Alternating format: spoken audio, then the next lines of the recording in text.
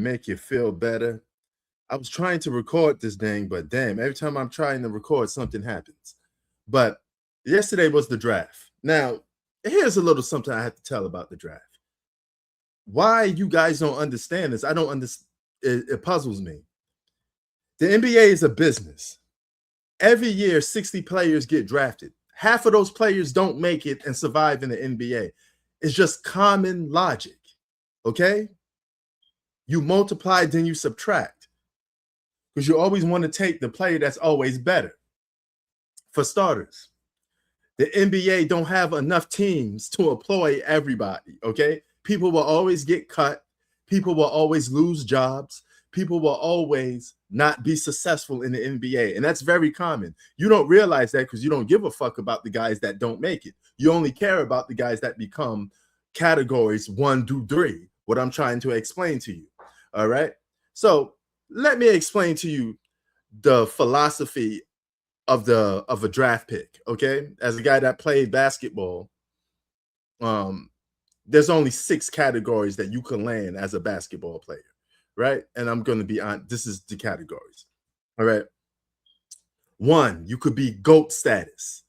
These are generational players that has that GOAT label on them. You know, the Jordans, the LeBrons, right? Jordan wasn't GOAT status from the draft, though. He earned the right to become that.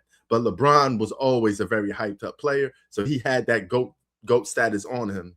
You know, like, oh, he's going to be a top 5 player before he even came, right? Then you have superstars. That's in your prime players. That's the best of the best every single year. They win all the individual awards. They win championships. Those are your superstars.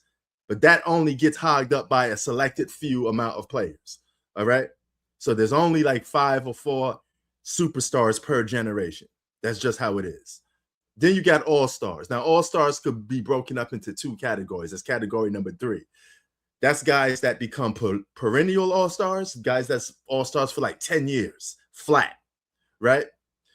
That's a perennial all-star. But then you got guys that become an all-star for a season or 2, and then you never see them again. And they go back to being a role player. All right? Fair enough.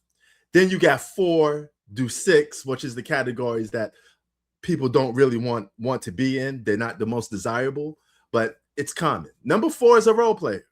Very common in the NBA. There's more role players than superstars and all-stars combined. All right. Then you got bench warmer, a guy that's just part of your team that's never going to get no play. He just sits on the bench and collect a paycheck. And then you got 6, the worst one to be, which is a bust. Okay. That's a guy that failed to make it in the NBA. And all 6 of those categories is in every single draft class, all of them. All right. So 60 players get drafted. Only 4 to 6, 7 become decent players. Then the list gets shorter when you go to all-stars, superstars, and GOAT status, right? You want to do a perfect example. Look at 2003. 58 players were drafted. Only 4 of them became perennial all-stars. Only 4? D-Wade, Chris Bosh, Carmelo Anthony, LeBron James. Then the list gets shortened. Only 2 of them became superstars. D-Wade, LeBron James. Okay? The list gets even shorter when you go to GOAT status. Only LeBron emerged as the guy that people will pit in a top 5 or top 10 as GOAT status, right? So the list gets even shorter and shorter. That is basketball. That's the business of basketball. They cannot hire all you guys. All right. If they pick one player and next year another player they think is better, they cut that player that they had for 1 year and they replace him with that new player that they think is better. Players constantly get replaced. NBA is like McDonald's. Okay. The associates get fired and they get replaced consistently. The only guys that stay in the league are the perennial all-stars, superstars, and guys with GOAT status. Okay. Now you do get a role player, number 4. You do get a role player that managed to stay in the league every now and then for like 10 years, 15-year career. You know, he could be like a Robert Horry. He go from team to team, help teams win championships. All right. Fair enough. Now, there was one player that Chi-Town thinks is going to be great. That's Cam Boozer.